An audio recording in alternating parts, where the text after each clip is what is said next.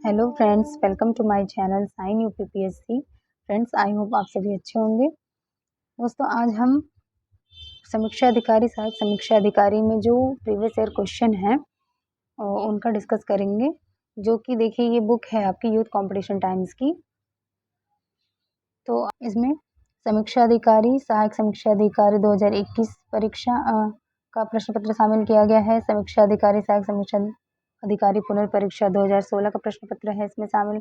फिर समीक्षा अधिकारी सहायक समीक्षा अधिकारी 2017 का समीक्षा अधिकारी इसमें 2016 का है, 2014 का, 2013, 2010, 2010 और 2001 इन सभी परीक्षाओं के इसमें प्रश्न पत्र शामिल किए गए हैं। और इसमें देखिए मुख्य परीक्षा का भी प्रश्न पत्र शामिल किया गया है। ठीक है, 2021, 2016 जो एग्जाम हुआ था, फिर 2017, 2014, 2013, 2010, 2010। इसमें देखिए फ्रेंड्स, उत्तराखंड लोक सेवा आयोग द्वारा आयोजित की गई यूडीए एलडीए की परीक्षा के भी प्रश्न पत्रों को शामिल किया गया है।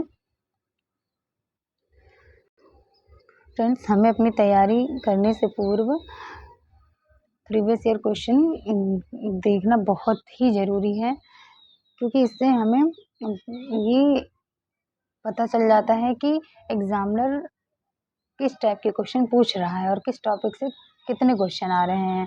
तो ये बहुत ही महत्वपूर्ण होता है कि हमें पीवाईक्यू जरूर सॉल्व करना चाहिए। तो आइए, तो दोस्तों 2021 का प्रश्न पत्र हम सॉल्व करते हैं। देखते हैं इसमें किस टॉपिक से कितने क्वेश्चन पूछे गए हैं। तो इसमें देखते हैं, पहला क्वेश्चन है हमारा एंशिएंट हिस्ट्री से। निम्नलिखित में से कौन सही सुमेलित नहीं है। देखिए दोस्तों, ये नहीं जो शब्द होता है, हमें क्वेश्चन बहुत ध्यान से पढ़ना होता है, क्योंकि ये नहीं के चक्कर में हमारे क्वेश्चन गलत हो जाते हैं। हम जल्दी बहुत ध्यान से पढ़िए। तो देखते हैं, इसमें पूछा है निम्नलिखित में से कौन सही सुमेलित नहीं है। इसमें दिया है आपका विदेश यात्री और भारत भ्रमणवर्ष, यानी पूछ रहा है कि कौन कौन से विदेश यात्री किस किस समय आए हुए थे इंडिया में। ठीक है, तो इसमें दे रहा है पहला आपका फायान कब आया था। दूसरा दिया है आपका बी ऑप्शन वेनसोंग, इत्सिंग और अल मसूदी। तो इनका ये आपका टाइम पीरियड दिया हुआ है कि अब पूछ रहा है इसमें कौन सा मिलान सही नहीं है। ठीक है, तो आइए इसका हल देख लेते हैं। तो फायान का दे रहा है आपका क्या कि ये 399 से 414 ईस्वी के बीच में आया था। तो ऑप्शन में देखिए 399, 414 ईस्वी दिया है, तो ये आपका सही है। ठीक है, तो ये सही हो जाएगा। वेनसोंग आया था 629 से 645 ईस्वी, तो देखिए आपका ऑप्शन बी भी सही है। फिर इत्सिंग आया था 671-72 से लेके 693 से 94 ईस्वी तक। तो यहाँ फायान का टाइम पीरियड तो एग्जैक्ट है, वेनसोंग का भी, लेकिन इत्सिंग का जो है आपका 679 से लेके 695 ईस्वी है। लेकिन इसमें देखिए आपका इत्सिंग का टाइम पीरियड क्या है, 671-72 से लेके 693-94, तो ये मैच नहीं कर रहा है। और ऑप्शन डी जो है आपका अल मसूदी, ये 957 ईस्वी है, और अल मसूदी का टाइम पीरियड क्या 915 से 916 ईस्वी। तो आपका ये दो डिफरेंट ऑप्शन दिया हुआ है। ठीक है, तो इसमें दोनों गलत होना चाहिए, बट आपका आयोग ने इसमें आपका उत्तर जो है इत्सिंग को माना है। ठीक है, नेक्स्ट क्वेश्चन है, निम्नलिखित में से किन राजा या राजाओं को जनता द्वारा प्रत्यक्ष रूप से चुना गया। ठीक है, तो ऑप्शन है आपका हर्षवर्धन, और पहला है आपका हर्षवर्धन, दूसरा है गोपाल, तीसरा है यशोवर्मन, और चौथा है नंदीवर्मन पल्लवमल। ठीक है, पल्लवमल। तो आइए, आपका इसमें आंसर क्या दिया हुआ है, ऑप्शन सी जो है 2 और 4। ठीक है, यानी 2 दूसरा यानी गोपाल, और चौथा यानी कि आपका नंदीवर्मन पल्लवमल। ठीक है, तो आइए इसका डिटेल देख लेते हैं। शशांक की मृत्यु के पश्चात 637 में लगभग एक शताब्दी तक बंगाल में अराजकता तथा अव्यवस्था का वातावरण व्याप्त रहा। 18वीं शताब्दी ईस्वी के मध्य अशांति अव्यवस्था से उबकर बंगाल के प्रमुख नागरिकों ने गोपाल नामक एक सुयोग्य सेना नायक को अपना राजा बनाया। ठीक है, गोपाल ने पाल वंश की स्थापना की, तो आपको ये जो है ये याद रखना है। ठीक है, गोपाल ने पाल वंश की स्थापना की थी, ये क्वेश्चन आपका बन सकता है। उल्लेखनीय है कि पल्लव शासक नंदीवर्मन द्वितीय को नंदीवर्मन पल्लवमल के नाम से जाना जाता है। ठीक है, अगर आपसे ये क्वेश्चन भी पूछा जा सकता है कि ये तो हो गया कि आपका गोपाल ने पाल वंश की स्थापना की थी। यहाँ पर सेकंड क्वेश्चन बन सकता है कि नंदीवर्मन पल्लव मल के नाम से किसको जाना जाता था। ठीक है, तो नंदीवर्मन द्वितीय को ही नंदीवर्मन पल्लव मल्ल के नाम से भी जाना जाता था। ठीक है, तो आपको क्वेश्चन का दायरा देखना है कि क्वेश्चन आपका किस तरह से पूछा जा सकता है। तो आयोग ने जो भी क्वेश्चन पूछा हुआ है उसकी डिटेलिंग जानना बहुत ज़रूरी है। ठीक है, सेम क्वेश्चन नहीं रिपीट होगा, लेकिन उससे रिलेटेड क्वेश्चन आपके रिपीट हो सकते हैं। तो ये बहुत इंपॉर्टेंट है कि हमें PYQ ज़रूर देखना चाहिए। ठीक है, चलिए आइए देखते हैं नेक्स्ट क्वेश्चन क्या है, जो कि आपका चलिए दोस्तों इसका डिटेलिंग अभी और देख लेते हैं।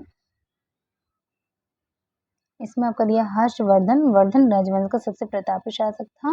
ठीक है, जिसका जन्म 591 ईस्वी के लगभग हुआ था। यशोवर्मन की राजधानी कन्नौज थी। इसका कार्यकाल 700 से 740 ईस्वी के मध्य था। ठीक है, तो आपको यहाँ पे ये भी याद रखना है कि हर्षवर्धन जो है ये वर्धन वंश का शासक था। ठीक है, ये इजी है कि वर्धन वंश, तो वर्धन इसके नाम में भी है। ठीक है, और यशोवर्मन की राजधानी जो थी क्या, वो कन्नौज थी। तो ये दो चीज़ें आपको याद रखनी है। ठीक है, आइए आगे देखते हैं। अब आ जाता है हमारा मध्यकालीन इतिहास यानी मेडावल हिस्ट्री से। ठीक है, इसमें पहला क्वेश्चन है आपका दिल्ली सल्तनत से। ठीक है, तो देखते हैं क्वेश्चन क्या है। निम्नलिखित में से दिल्ली सल्तनत की किस सुल्तान के शासन काल में शाही महलों में हिंदू देवी देवताओं की पूजा होती थी। ठीक है, पूछ क्या रहा देखिए, दिल्ली सल्तनत के किस सुल्तान के शासन काल में शाही महलों में हिंदू देवी देवताओं की पूजा होती थी। ठीक है, तो ऑप्शन है आपका कुतुबुद्दीन मुबारक खिलजी, नासिरुद्दीन महमूद, नासिरुद्दीन खुसरो शाह और अलाउद्दीन मशहूद शाह। ठीक है, तो ऑप्शन है आपका सी यानी कि नासिरुद्दीन खुसरो शाह। ठीक, आई डिटेलिंग देखते हैं।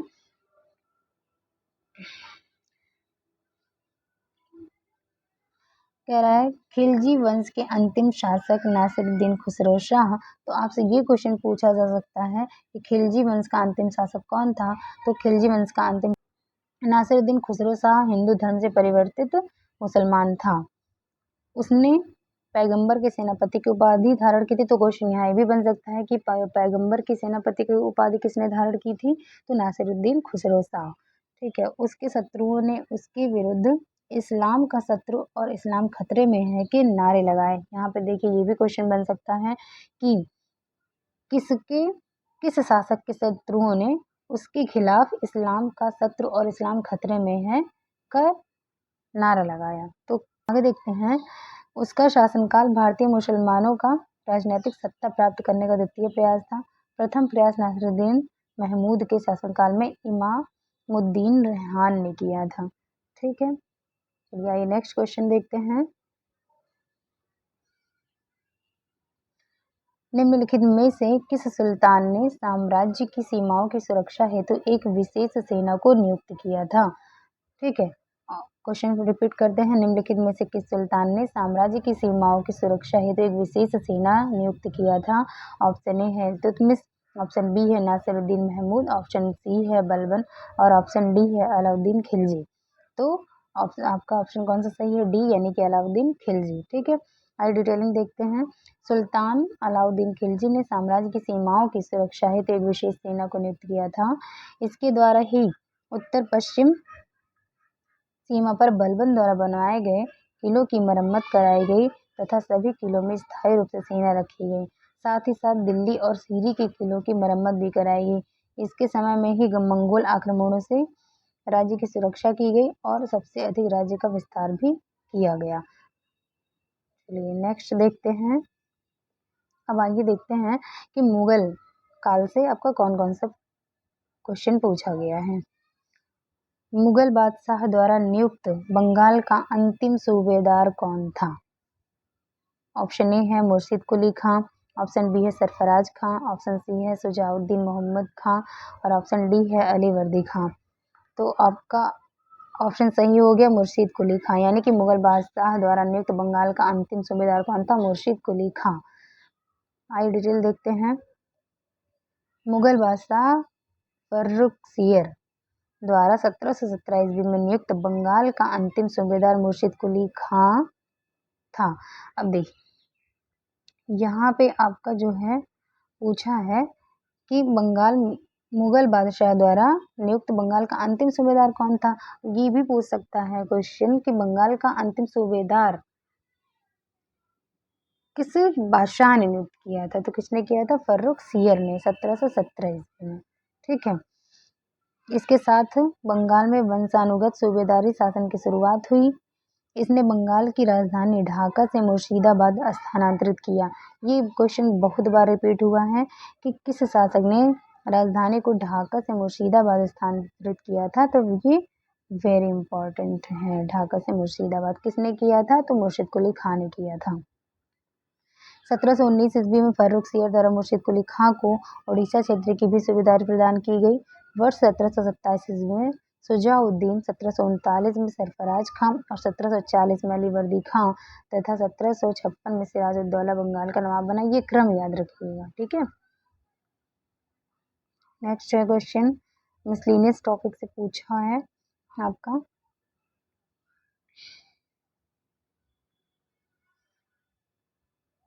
तो ये क्वेश्चन है, निम्नलिखित में से किसे गुरु नानक ने अपना उत्तराधिकारी घोषित किया था। ऑप्शन ए बाला को, ऑप्शन बी लहना को, ऑप्शन सी मर्दाना को, ऑप्शन डी श्रीचंद को। तो ऑप्शन आपका क्या है सही है, लहना। यानी गुरु नानक ने अपना उत्तराधिकारी किसे घोषित किया था, तो लहना को किया था। हाँ, डिटेलिंग देखते हैं। गुरु नानक द्वारा लहना को अपना उत्तराधिकारी घोषित किया गया। लहना को गुरु नानक द्वारा अंगद नाम दिया गया था।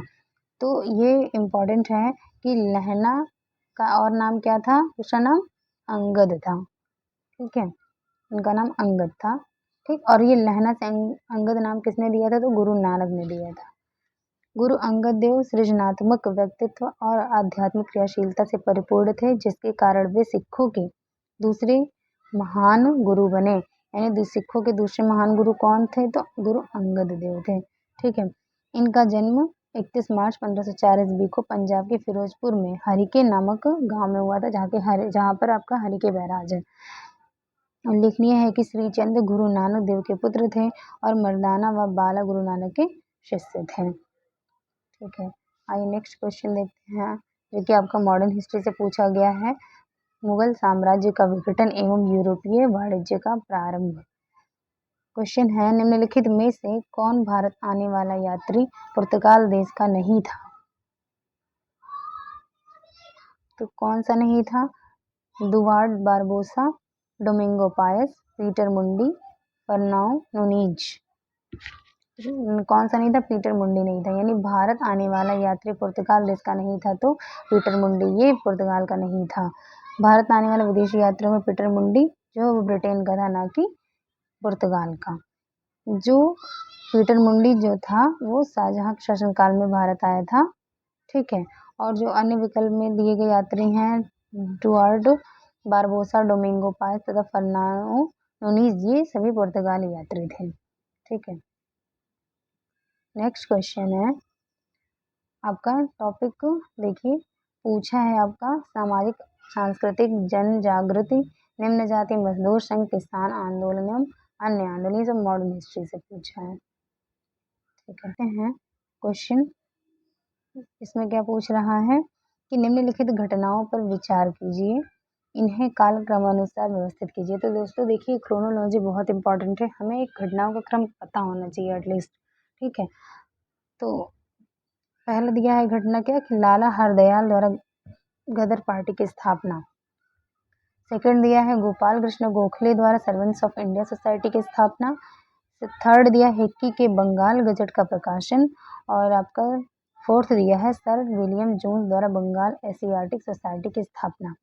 अब देखिए आपका इसमें क्रम कौन सा सही है। ठीक है, तो आपका इसमें ऑप्शन क्या सही हो जाएगा, बी ऑप्शन सही है। यानी कि पहले तीसरा हो गया, फिर चौथा हो गया, फिर दूसरा हो गया, फिर पहला।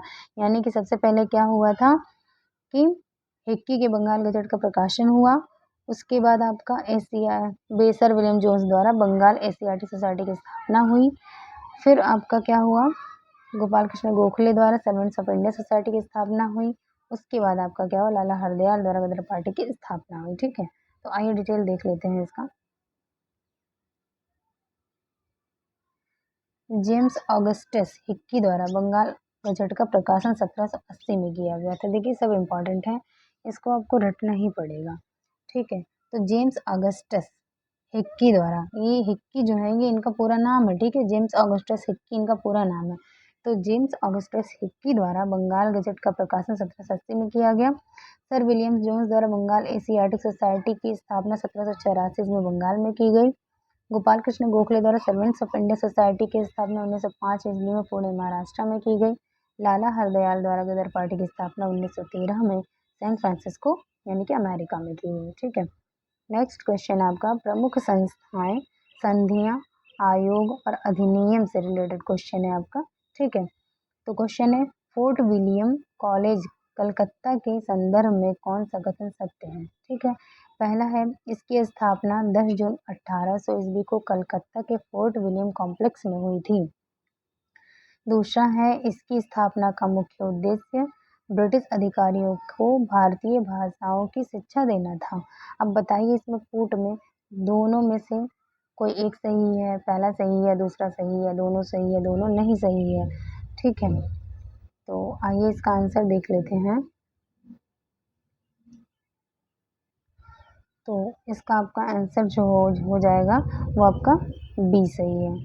ठीक है, तो यानी कि बी का मतलब यानी दो, केवल दो सही है। तो बी क्या है, इसकी स्थापना का मुख्य उद्देश्य ब्रिटिश अधिकारियों को भारतीय भाषाओं की शिक्षा देना था।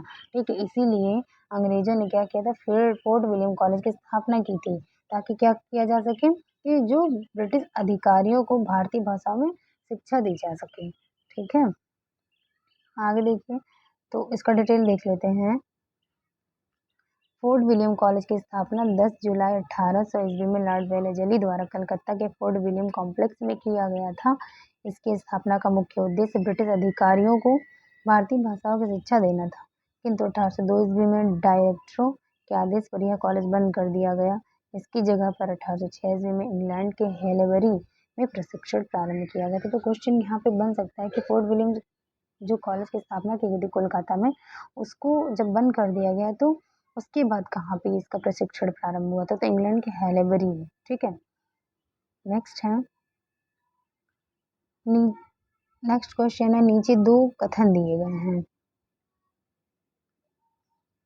एक को अभिकथन दूसरे को कारण कहा गया, यानी कि आपका ये स्टेटमेंट असर्शन का क्वेश्चन हो गया आपका, असर्शन और रीजन का, यानी कि अभिकथन और रीजन यानी कारण। तो आपका अभिकथन क्या कह रहा है, भारतीय प्रश्नों पर विवेचना के लिए दादा भाई नौरोजी ने 1866 में लंदन में ईस्ट इंडिया एसोसिएशन का गठन किया था।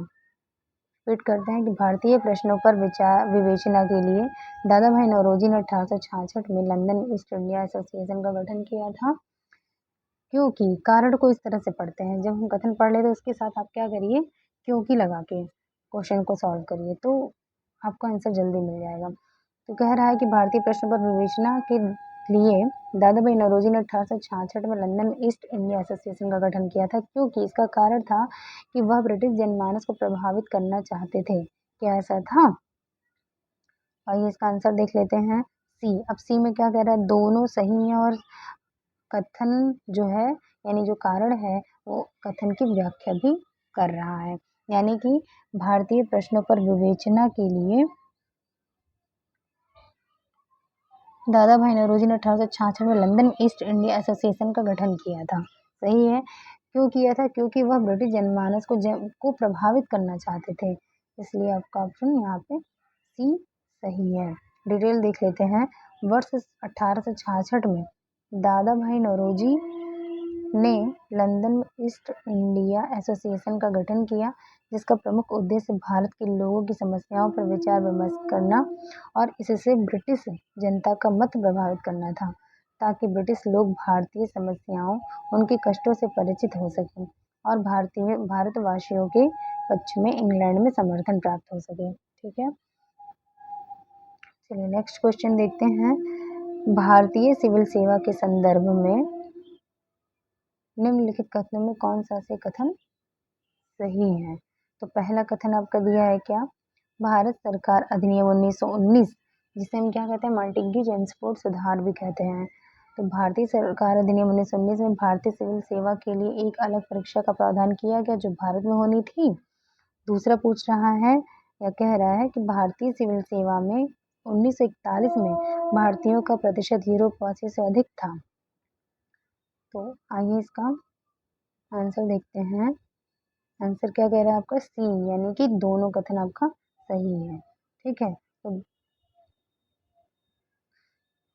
यानी इसमें कह रहा था कि भारतीय सिविल सेवा के संदर्भ में जो कथन दिए गए हैं, क्या कह रहे हैं, भारत सरकार अधिनियम 1919 यानी मार्टेली चेम्सफोर्ड में भारतीय सिविल सेवा के लिए एक अलग परीक्षा का प्रावधान किया गया था जो भारत में होनी थी। एकदम सही है ये। ठीक है, फिर दूसरा कथन क्या दे रहा है, भारतीय सिविल सेवा में 1941 में भारतीयों का प्रतिशत यूरोपवासियों से अधिक हो गया था, यानी कि सिविल सेवा परीक्षा देने वालों में यूरोपियों की तुलना में भारतीयों की संख्या अधिक हो गई थी।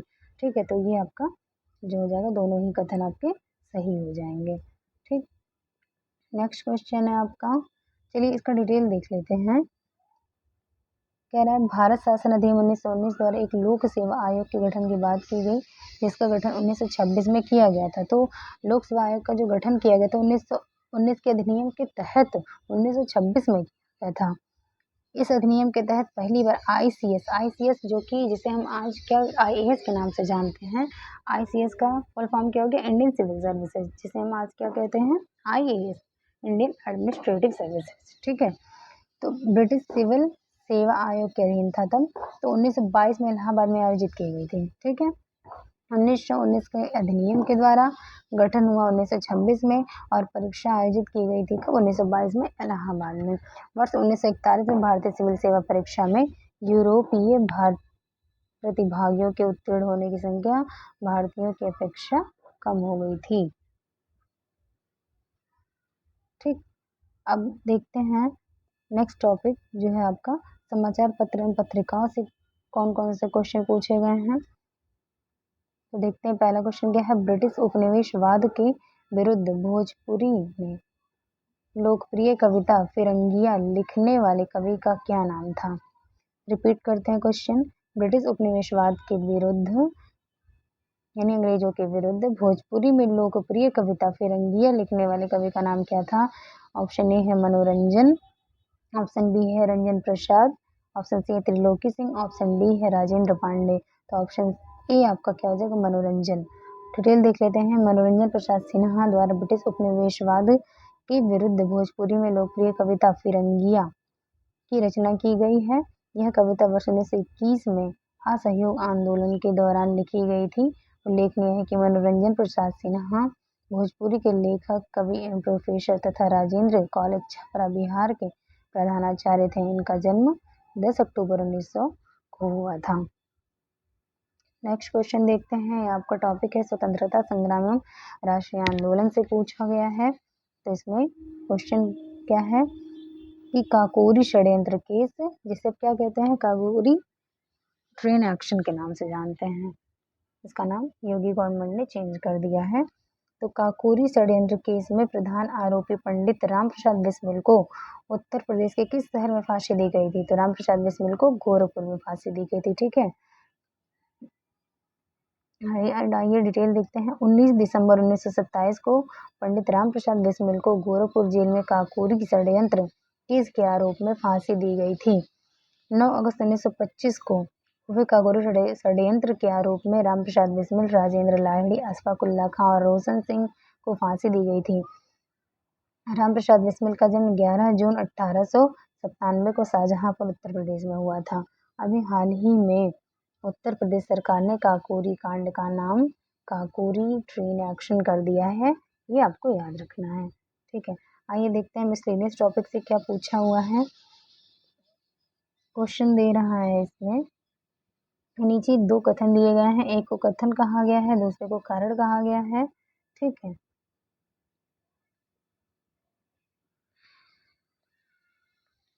तो कथन क्या कह रहा है इसमें, रविंद्रनाथ टैगोर ने नाइटहुड की उपाधि को त्याग दिया। क्यों त्यागा था। अब कारण क्या दे रहा है कि वे असहयोग आंदोलन में भाग लेना चाहते थे। क्या ये दोनों सही है? बिल्कुल नहीं। इसमें पहला तो सही है कि रविंद्रनाथ टैगोर ने नाइटहुड की उपाधि को त्याग दिया था। ठीक है, ये तो सही है, लेकिन इसका कारण ये नहीं था कि वे असहयोग आंदोलन में भाग लेना चाहते थे। ठीक है, जो जलियांवाला बाग हत्याकांड हुआ था, उसकी वजह से उन्होंने त्यागा था, ठीक है? तो आइए डिटेल देखते हैं इसका। रविन्द्रनाथ टैगोर ने 13 अप्रैल 1919 को हुए अमृतसर के जलियांवाला बाग हत्याकांड के विरोध स्वरूप नाइटहुड की उपाधि त्याग दी थी, ना कि असहयोग आंदोलन में भाग लेने के लिए। ठीक है, नेक्स्ट क्वेश्चन है 18वीं शताब्दी के उत्तरार्ध में प्रायः कंपनी बहादुर की शानो शौकत का स्थानीय प्रतिनिधि कहा जाता था। फिर से देखते हैं 18वीं शताब्दी के उत्तरार्ध में किसे प्रायः कंपनी बहादुर की शानो शौकत का स्थानीय प्रतिनिधि कहा जाता था। तो ऑप्शन है आपका कोतवाल, ऑप्शन बी है दरोगा, ऑप्शन सी है अमला, ऑप्शन डी है जमींदार। किसे कहा जाता था? दरोगा को क्या कहा जाता था? कंपनी बहादुर की शान और शौकत कहा जाता था दरोगा को। डिटेल है 18वीं शताब्दी के उत्तरार्ध में दरोगा को प्रायः कंपनी बहादुर की शान और शौकत का स्थानीय प्रतिनिधि कहा जाता था। कॉर्नवालिस ने प्रशासनिक सुधार के अंतर्गत प्रत्येक क्षेत्र में एक दरोगा तथा उसकी सहायता के लिए पुलिस कर्मचारी की नियुक्ति की। जमींदारों के पुलिस अधिकार समाप्त कर दिए गए तथा अंग्रेज दंडनायकों यानी मजिस्ट्रेट को जेल के पुलिस का भार दे दिया गया। मुगल काल में कोतवाल नगर के पुलिस के प्रधान के रूप में कार्य करता था, जबकि जमींदार भूस्वामी होते थे। ठीक है, तो ये याद रखिएगा कि कंपनी बहादुर की शान शौकत किसे कहा जाता था? तो दरोगा को कहा जाता था। ठीक है, नेक्स्ट क्वेश्चन देखते हैं। निम्नलिखित भारतीय रेलवे के संदर्भ में निम्नलिखित में से कौन सा कथन सही है? पहला है कि 2023 तक 100% विद्युतीकरण लक्ष्य प्राप्त करना। और ये देखिए आपका करंट अफेयर का क्वेश्चन है, तो क्वेश्चन बस एक बार देख लेते हैं कि किस टाइप का क्वेश्चन पूछता है करंट अफेयर का। तो देखिए भारतीय रेलवे के संदर्भ में लिखित कथनों में से कौन सा कथन सही है? तो कह रहा है पहला कि 2023 तक 100% विद्युतीकरण लक्ष्य प्राप्त करना है। और ऑप्शन दूसरा कथन दिया है कि 2030 तक शून्य कार्बन उत्सर्जन नेटवर्क। ठीक है, तो इसमें देख लेते हैं आप कि इसमें ऑप्शन कौन कौन सा सही है आपका। तो इसमें दोनों सही हैं। ठीक है, यानी कि दोनों जो कथन आपके दिए हुए हैं वो दोनों ही सही हैं। डिटेल देख लेते हैं। भारतीय रेलवे के संदर्भ में दिए गए कथन दोनों कथन सही हैं। रेल मंत्रालय 2030 तक भारतीय रेलवे को पूरी तरह हरित ऊर्जा से संचालित करने का लक्ष्य निर्धारित करने के साथ ग्लोबल वार्मिंग और जलवायु परिवर्तन से निपटने की दिशा में बड़ी पहल की है। भारतीय रेलवे ने 2023 तक 100% विद्युतीकरण का लक्ष्य भी रखा है। भारत विश्व का तीसरा सबसे बड़ा रेल नेटवर्क है, जिसकी जो लंबाई है वो 68,102 किलोमीटर है। इसको आप अपडेट करते रहें। विजन 2024 योजना, ये योजना याद रखिएगा क्या है? विजन 2024 क्या है? विजन 2024 योजना के बारे में क्या है कि रेल क्षमता निर्माण से जुड़ी है। ठीक है, यानी विजन 2024 योजना जो है वो रेल निर्माण क्षमता से जुड़ी है, पूछा जा सकता है। बजट 2022-23 में एक स्टेशन एक उत्पाद योजना शुरू करने का ऐलान किया गया। एक जिला एक उत्पाद की तर्ज पर था। ठीक है, नेक्स्ट क्वेश्चन है, देखते हैं संस्कृति के 4 अध्याय पुस्तक के लेखक कौन है? ठीक, संस्कृति के 4 अध्याय पुस्तक के लेखक कौन है? महावीर प्रसाद द्विवेदी, रामधारी सिंह दिनकर, मैथिली शरण गुप्त और जयशंकर प्रसाद। तो इसमें आपका आंसर क्या हो गया है? रामधारी सिंह दिनकर।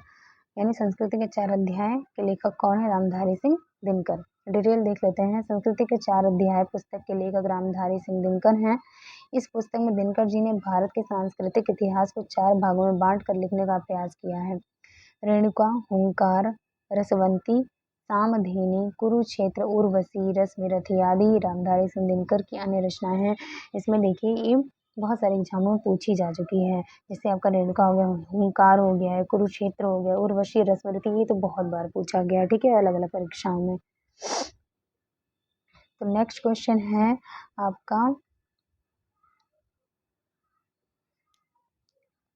इसमें देखिए कह रहा है 2 सूचियाँ दी हुई हैं, इनको मिलाने के लिए कह रहा है। ठीक है, कि इसमें कौन कौन से युद्ध किस समय हुए थे। तो कह रहा है पहला द्वितीय आंग्ल मैसूर युद्ध 803 805, ये आपका मिलाना है। एक लिस्ट में आपका दिया युद्ध और एक में दिया वर्ष, तो आपको ये मिलान करना है। ठीक है, तो देखिए आपका क्या हो जाएगा।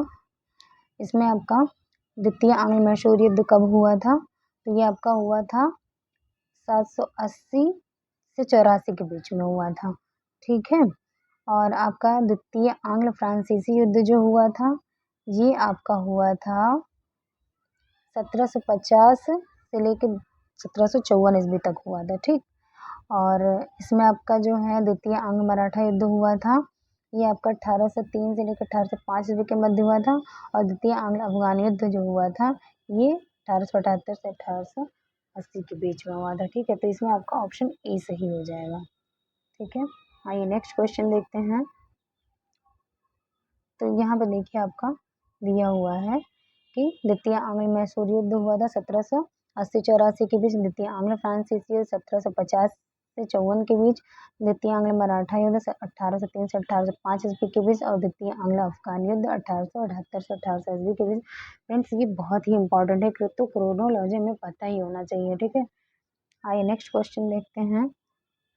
क्वेश्चन है, निम्नलिखित घटनाओं पर विचार कीजिए तथा उन्हें क्रमानुसार व्यवस्थित कीजिए। पहला है करजन वायली की हत्या, दूसरा है खुदीराम बोस को मृत्युदंड, और तीसरा है बाल गंगाधर तिलक द्वारा केसरी समाचार पत्र का प्रारंभ, और चौथा है अबुल कलाम आज़ाद द्वारा अल हिलाल समाचार पत्र का प्रारंभ। तो आइए देखते हैं इसमें आपका कौन सा सही हो जाएगा। तो इसमें देखिए आपका ऑप्शन ए सही है, ठीक है। यानी कि पहले जो हुआ था वो बाल गंगाधर तिलक द्वारा केसरी समाचार पत्र का प्रारंभ हुआ था, ठीक। कब हुआ था ये? तो 4 जनवरी 1881 में हुआ था, ठीक। तो दूसरा क्या है आपका खुदीराम बोस को मृत्युदंड, ये कब हुआ था? 11 अगस्त 1908 में हुआ था। उसके बाद फिर क्या हुआ? करजन वायली की हत्या हुई थी 1 जुलाई 1909 में, और अबुल कलाम आज़ाद द्वारा अल हिलाल समाचार पत्र का प्रारंभ 1912 ईस्वी में हुआ था। आइए नेक्स्ट देखते हैं।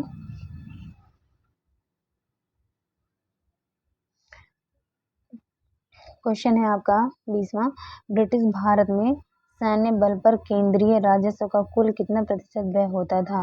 रिपीट, ब्रिटिश भारत में सैन्य बल पर केंद्रीय राजस्व का कुल कितना प्रतिशत व्यय होता था?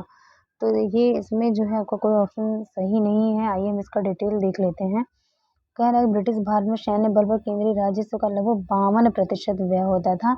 अब इसमें 52% तो ऑप्शन दिया नहीं है, इसलिए कोई भी ऑप्शन इसमें सही नहीं है। तो 52% व्यय होता था, ठीक है। इसका कारण यह था कि सेना एक से अधिक उद्देश्य पूरे कर रही थी। उस समय सबसे महत्वपूर्ण उपनिवेश होने के कारण भारत की रूसी, फ्रांसीसी और जर्मन साम्राज्यवादियों से लगातार रक्षा करनी पड़ती थी। भारतीय सेना एशिया और अफ्रीका में ब्रिटिश सत्ता और शासन को फैलाने और मजबूत बनाने का प्रमुख साधन थी, परंतु इसका खर्च भारत के राजस्व से पूरा किया जाता था और भारत के लिए बहुत बड़ा बोझ था। तो इसमें कह रहा है उत्तर प्रदेश लोक सेवा आयोग ने इसका सही उत्तर विकल्प ए को माना है। स्रोत क्या है? बिपिन चंद्र आधुनिक भारत का इतिहास, यानी कि 40%। तो जैसा कि इसमें होना चाहिए आपका 52%, ठीक है। अब आयोग की लीला आयोग ही जाने। नेक्स्ट है आपका भारत का भूगोल। तो फ्रेंड्स आज क्लास को यहीं ख़त्म करते हैं। कल इसके आगे आपको नेक्स्ट वीडियो में पढ़ेंगे हम। अपना बहुत बहुत ख्याल रखें। धन्यवाद।